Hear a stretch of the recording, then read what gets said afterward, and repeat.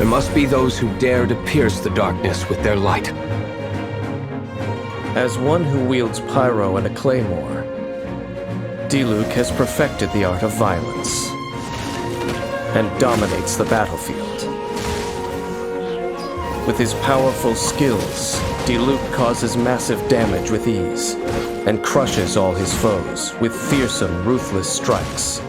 Diluc's normal attack performs up to 4 consecutive strikes, with the 4th strike launching enemies.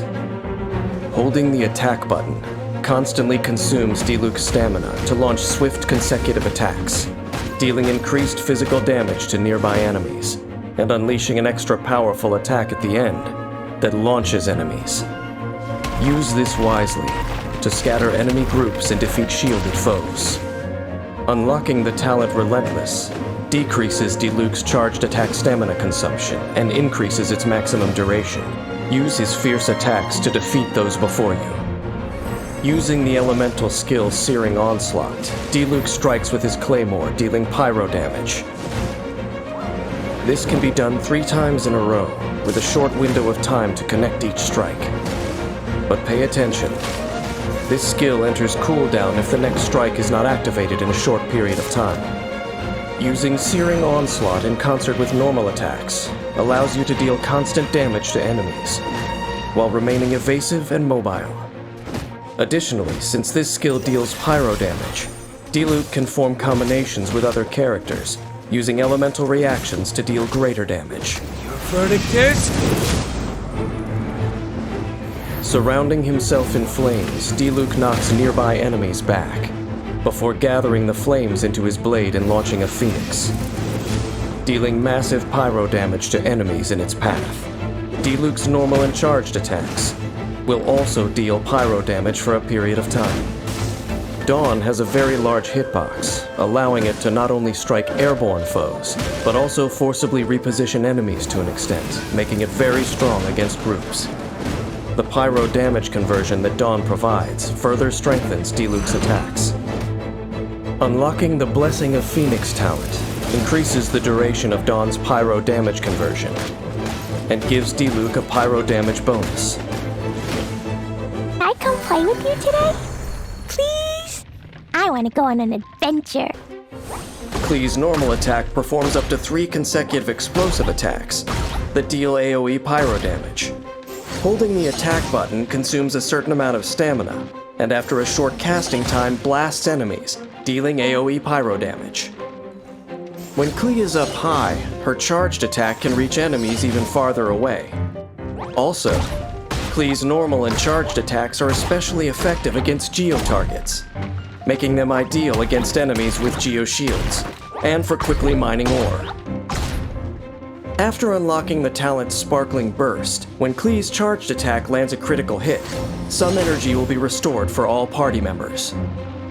Use Klee's elemental skill to toss Jumpy Dumpty.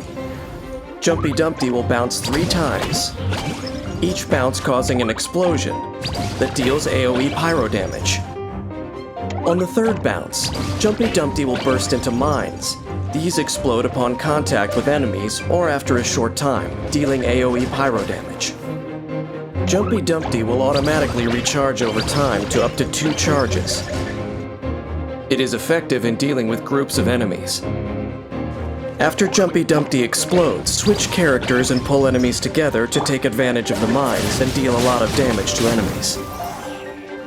After unlocking the talent Pounding Surprise, when Jumpy Dumpty and normal attacks deal damage, Klee has a chance to obtain an Explosive Spark. When Klee has an Explosive Spark, instead of consuming stamina, her next charged attack will expend the spark instead, and deal increased damage. Blow them all up! Klee's Blazing Delight, Sparks and Splash, continuously attacks nearby enemies for the duration of the skill, dealing AoE pyro damage. Sparks and Splash has high damage and attack rate, empowering Klee to deal immense damage while on the battlefield. Klee is able to continuously dish out strong pyro attacks, earning her a role as the firepower of your party. Next, let's look at a battle to experience Klee's incredible destructive capability. In battle, Klee can use her elemental skill and normal attacks to repeatedly activate the effect of the talent Pounding Surprise, and use charged attacks to suppress enemies. When her energy is full, unleash an elemental burst to further increase her ability to deal damage. After this, Klee can have fun causing explosions, spreading flames in every direction, and burning enemies to a crisp. I am a zombie, and I forgot what comes next. Qiqi's normal attack can combo up to 5 slashes, dealing physical damage to enemies. Holding the attack button consumes a set amount of stamina, and releases a 2-slash flurry, dealing high physical damage. Using Qiqi's elemental skill, Herald of Frost, deals cryo damage to surrounding enemies. Herald of Frost moves with the character, dealing damage along the way, while also healing the current character periodically. While Herald of Frost is active, normal and charged attack hits heal the entire party, and nearby allies, by a set amount based on Qiqi's attack power. Not only does this increase the team's endurance, it also allows you to dominate the enemy when paired with Hydro.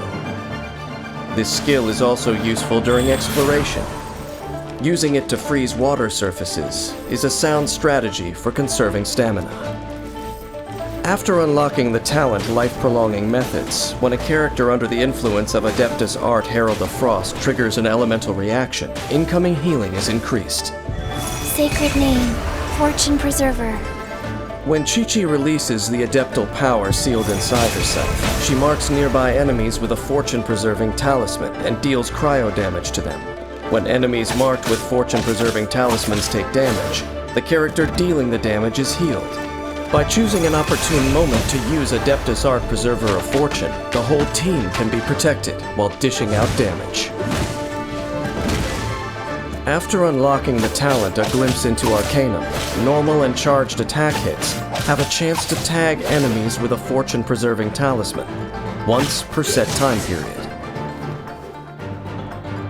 Qiqi has the ability to constantly heal, an excellent safeguard that helps keep your team alive. The more difficult the battle, the more apparent Qiqi's assistance becomes. This was ordained by fate. Long had I foreseen it. Mona's normal attack performs up to 4 strikes that deal hydro damage. Holding the attack button consumes a set amount of stamina, and deals area of effect hydro damage after a short casting time. Mona creates a Phantom of Fate from coalesced water. This phantom taunts nearby enemies and deals continuous hydro damage to them. The phantom explodes when its duration expires, dealing area of effect hydro damage to enemies. Holding the elemental skill button causes Mona to ride a flow of water backwards and summon her phantom. This skill has many applications. The phantom can be used to taunt enemies, making them wet and priming them for attacks from Mona's allies. It can also help her out of a pinch. When Mona sprints, she cloaks herself in flowing water, consuming stamina to move rapidly. Ending this skill causes Mona to emerge, getting nearby enemies wet. Illusory Torrent also allows Mona to travel swiftly over water. Once her first passive talent is unlocked, Mona can create a phantom automatically, if she maintains this skill for a certain period of time with an enemy nearby. Fate is upon you! Mona summons sparkling waves and creates a reflection of the starry sky, applying the wet and illusory bubble statuses onto all enemies in the area. When affected by illusory bubble, weaker enemies will be imprisoned and unable to move. Attacking imprisoned enemies removes that status from them, and deals an instance of hydro damage. When the status is cleared, the enemy comes under an omen. Enemies affected by an omen take more damage. On the ever-changing battlefield, Mona's capacity for control cannot be overlooked. This astrologist aids her team at critical moments, controlling the field and maximizing her teammates' damage. Dearest sister, I've been away for so long, I've almost forgotten the cold of our home. You know I grow restless when life is ordinary and boring. Though in Liyue, fuses of excitement can be found everywhere, just waiting for the right spark.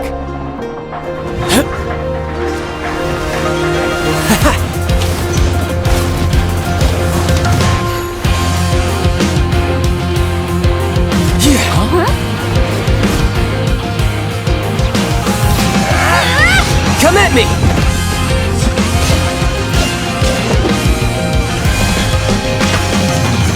Not much of an adversary, but enough for a sideshow, I guess. Time to end this! Now's our chance! That's so?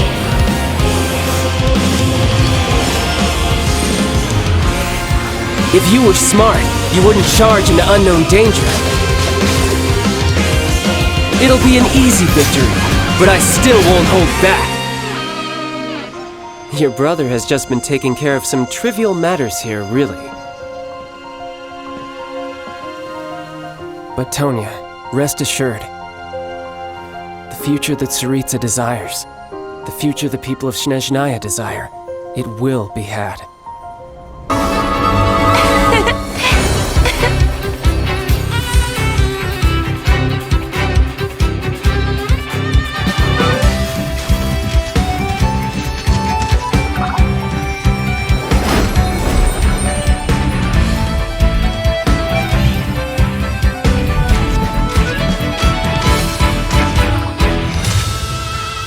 ある音符はね、そこらの聴衆に向けて奏でていいものじゃないんだ。好天の風を呼んでしまうからね。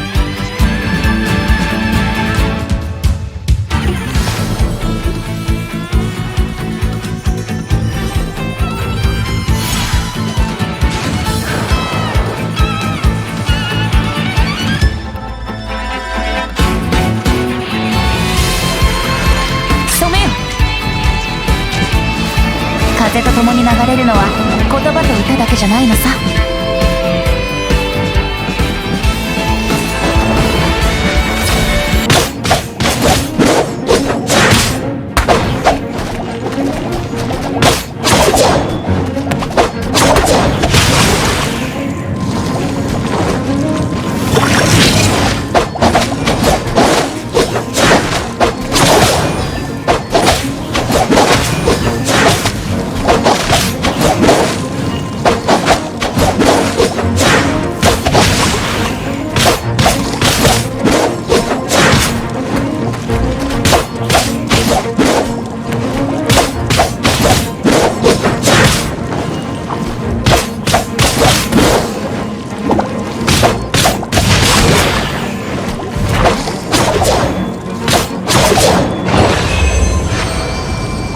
A lot of people try to pass him off as like a Diluc wannabe, but to me, Bennett feels more like, and this is gonna sound weird, but Bennett feels more like if Diluc and Chongyun had a Pyro baby. Like, he can do a little bit of damage, but he can offer so much support. Initially, I wasn't gonna use Bennett when I pulled him. I thought he looked cool and everything, but I don't have endless resources. To get a brand new character from 1 to 70, get him a weapon, get him good artifacts, it is very expensive. So I was like, yo, I've got my team figured out. Sorry, Bennett, you're just gonna have to ride the pine pony. But once I started reading his abilities, specifically his ultimate, I had to put him in the party immediately. I had to use my limited resources and start leveling him, getting him artifacts, getting him weapons, because the type of support he can give your team is incredible. So let's talk about Bennett. Let's talk about what makes him so good. So his first combat talent is his normal attack, Strike of Fortune. There's nothing fancy here. Normal attack performs up to 5 rapid strikes. His charged attack consumes a certain amount of stamina to unleash 2 rapid sword strikes. His second combat talent is called Passion Overload. Bennett puts all his fire and passion for adventuring into his sword. Results may vary based on how fired up he is. Now, there are two different modes for this attack. There is the press mode and there is the hold mode. If you just press Passion Overload, Bennett will do a single swift flame strike that deals pyro damage. Now, if you hold it, there are two different charge levels. The first charge level strikes twice, dealing pyro damage and launching enemies, and you can tell what charge level you are at based on how many little glints of light you see come off of his sword. So for level 1, you'll see one glint. Level 2, you'll see that second glint. But level 1, like I said, strikes twice, dealing pyro damage and launching enemies. Pretty good for some AoE fire damage. Level 2, however, unleashes 3 consecutive attacks that deal impressive pyro damage, but the last attack triggers an explosion that launches both Bennett and the enemy. But, have no fear, Bennett takes no damage from being launched. And I feel like when I played Bennett last in the beta, that level 2 actually did damage to you. Now, you gotta be careful when you use these abilities because yes, they deal some really nice pyro damage and it's a really good attack for Bennett. It has a pretty low cooldown to it too, which is very, very nice. But be careful because if you are fighting on the grass, when Bennett uses Passion Overload, he tends to light the ground that he is standing on fire. Like the little square around him always gets lit on fire, so there's a good chance that you are going to be standing and taking pyro damage from your own attacks because for some reason Bennett doesn't strike the stuff in front of him or the area in front of him. Just the stuff around him gets lit on fire. It seems like to me, maybe I'm just aiming it poorly or something, but just be aware that you could very easily end up standing in just an engulfed, flaming ground of grass. If you're on cement or you're on stone, obviously you don't have to worry about it. Just something I've noticed. Now, the big kicker, the big reason that I was like, listen, Bennett has to be in my party is for the next combat talent, his ultimate, Fantastic Voyage. Bennett leaps towards the enemy and performs a plunging attack, dealing pyro damage, creating an inspiration field. And it is this inspiration field that is just so goddamn good. So what is the inspiration field? In that field, if the health of a character in the circle is equal to or falls below 70%, their health will continuously regenerate